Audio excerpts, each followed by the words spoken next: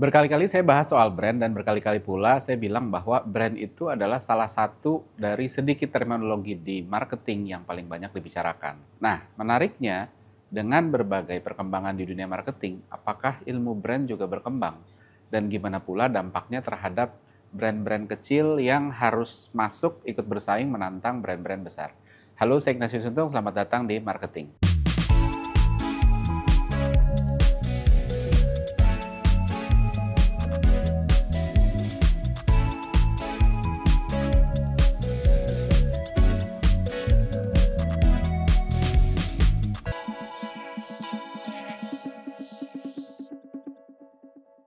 Salah satu tantangan paling serius untuk orang marketing itu kan adalah dinamikanya. Jadi marketing ini salah satu ilmu yang terus berevolusi ya. Jadi mirip-mirip kalau profesi lain yang juga banyak berevolusi itu misalnya dokter. Dokter itu kan langganan jurnal yang terus dibaca, ada perkembangan apa lagi.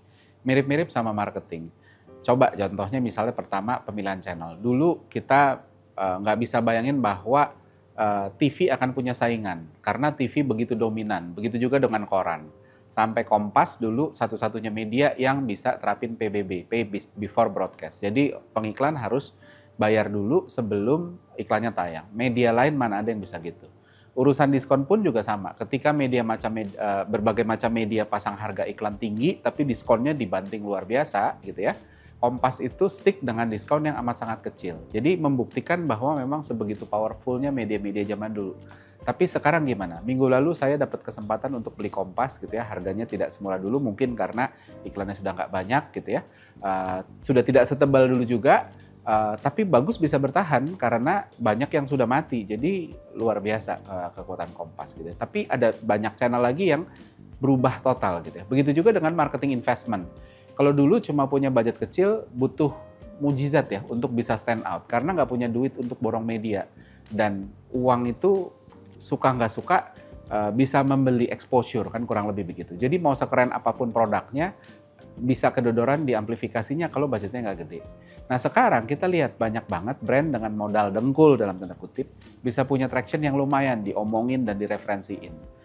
Thanks to social media dan the power of content marketing. Belum lagi kehadiran digital marketing yang kasih peluang untuk brand yang cuma punya budget puluhan ribu untuk bisa beriklan. Kalau dulu nggak bisa puluhan ribu.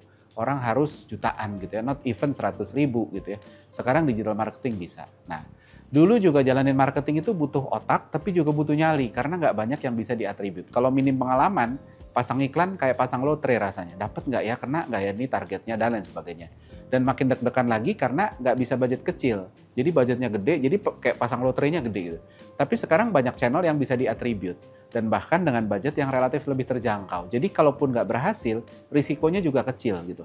Apalagi ini bisa diatribut dan di-track di mana gagalnya gitu ya. Walaupun media-media channel-channel yang dulu yang tidak bisa diatribut masih banyak, tapi pilihannya sekarang bertambah. Dan marketing juga mengalami banyak banget perubahan dalam 10-20 tahun terakhir. Jauh lebih banyak dari gimana bidang lain berubah. Pertanyaannya gimana dengan brand? Apakah ada yang berubah apa sama aja? Mungkin ilmu brand secara esensi masih sama. Brand is all about trust. Ini adalah tentang apa yang orang katakan ketika Anda tidak ada di ruangan, kan gitu katanya. Ini juga adalah tentang pengungkit yang bikin kita bisa charge lebih, bisa menjual dengan harga lebih dan masih tetap laku.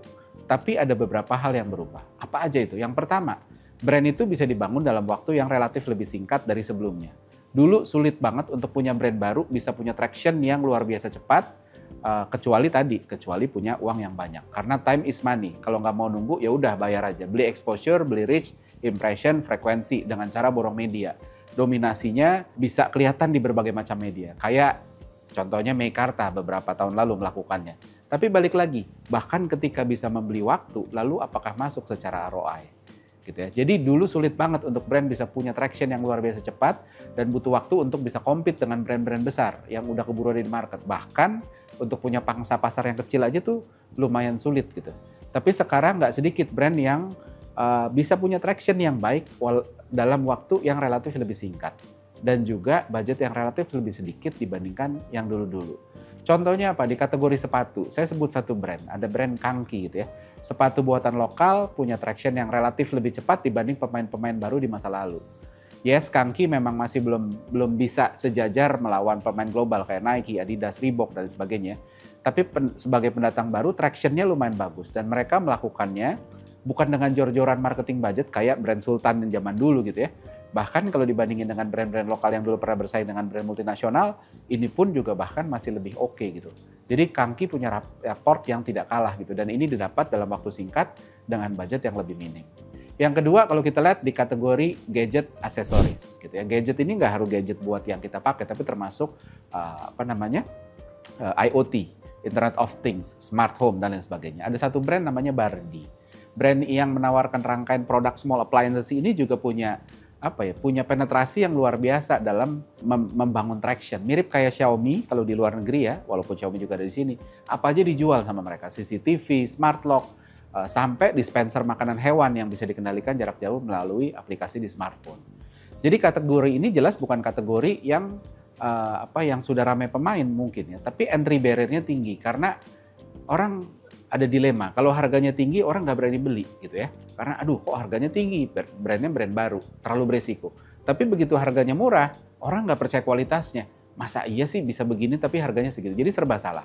Tapi ya mereka berhasil punya traction yang lumayan cukup bagus ya dalam waktu yang singkat gitu. Nah begitu juga di kategori skincare dan kosmetik. Wah ini udah nggak perlu disebutin lagi brandnya ya. Ini kategori yang menurut saya bukan lagi red ocean tapi bahkan udah jadi black ocean. Pemainnya banyaknya nggak nanggung-nanggung, makin rame lagi ketika banyak pabrik nawarin jasa maklon gitu. Jadi kita bisa punya brand skincare sendiri, which artinya walaupun pemainnya banyak akan sulit cari pembedanya. Karena maklon itu kan sebenarnya isinya mirip-mirip, sama-sama aja, tinggal di white label lah kurang lebih gitu. Tapi apa yang terjadi? Silakan aja tanya ke brand-brand besar, Martha Tilaar, Martina Berto, Body Shop, dan brand-brand besar lainnya.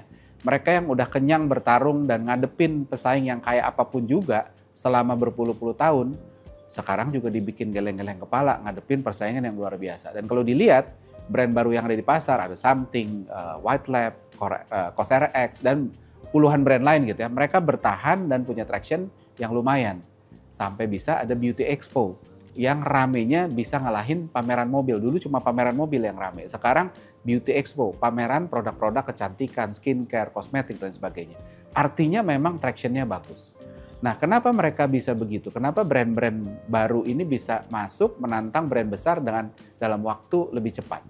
Apa yang disediakan oleh market yang membuat mereka bisa ngelakuin? Yang pertama, produktif. Harus diakui banyak brand-brand baru yang ngerti konsumen dengan lebih baik.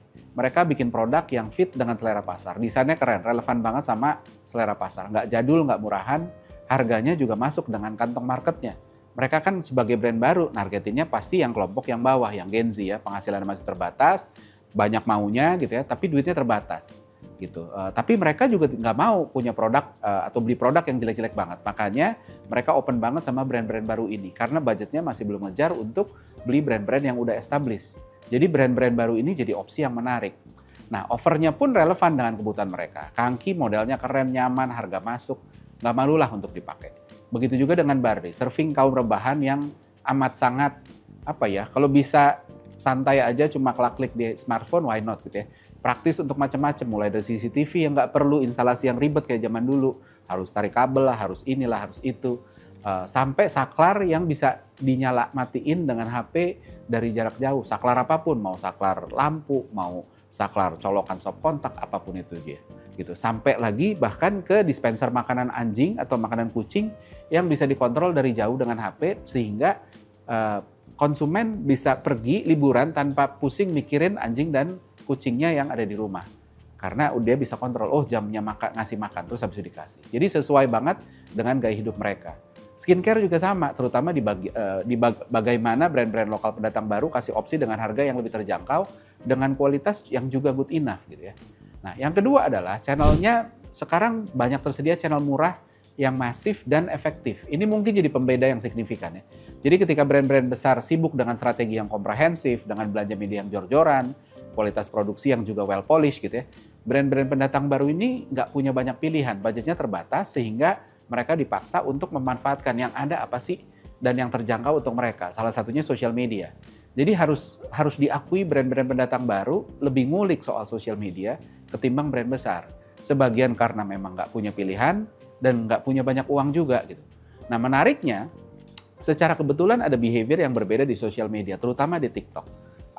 Audiensnya TikTok ini somehow lebih suka konten-konten yang tidak sempurna secara eksekusi, tapi otentik. Artinya nggak perlu diproduksi mahal dan well polished, boleh shaky-shaky dikit lah gambarnya, nggak perlu over retouch, justru ketidaksempurnaannya secara bawah sadar ini ditangkap otak sebagai tanda bahwa ini bukan branded content, sehingga mereka pun mau nyimak gitu.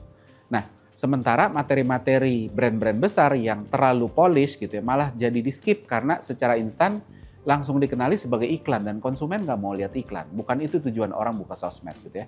Nah, secara kebetulan juga sosial media juga punya kekuatan yang luar biasa untuk menciptakan social influence ketimbang paid media apapun karena dianggapnya organik.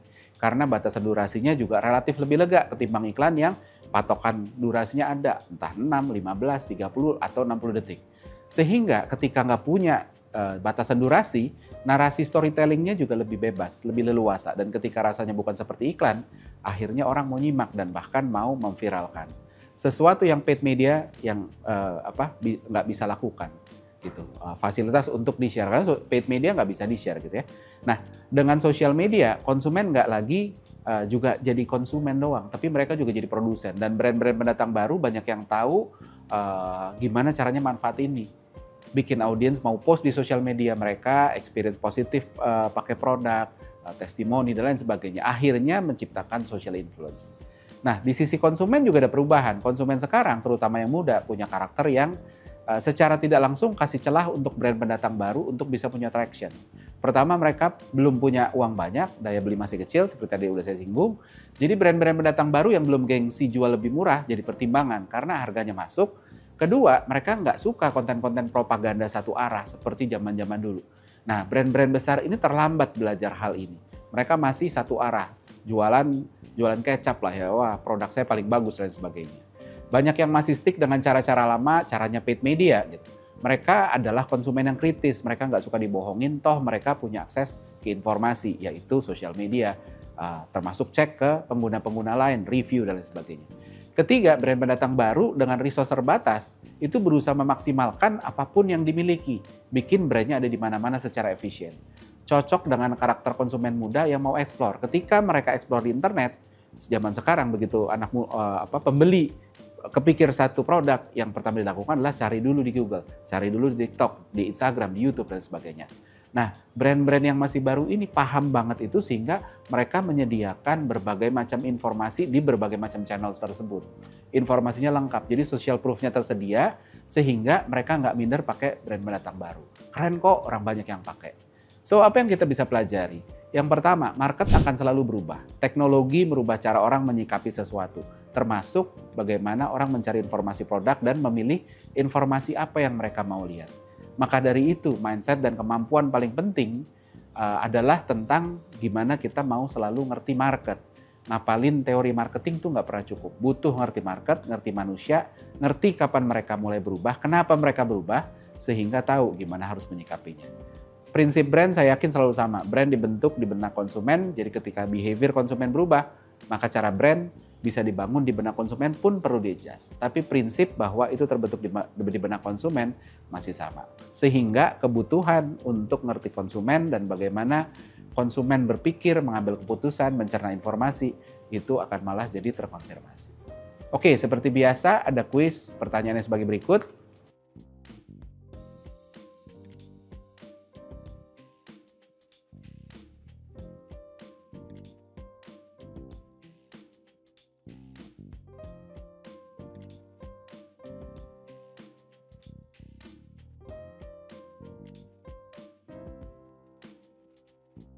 Pemenang dari episode kali ini bisa disaksikan di episode selanjutnya, maka dari itu selalu saksikan Marketing di Marketers TV. Saya Ignatius Untung, pamit undur diri.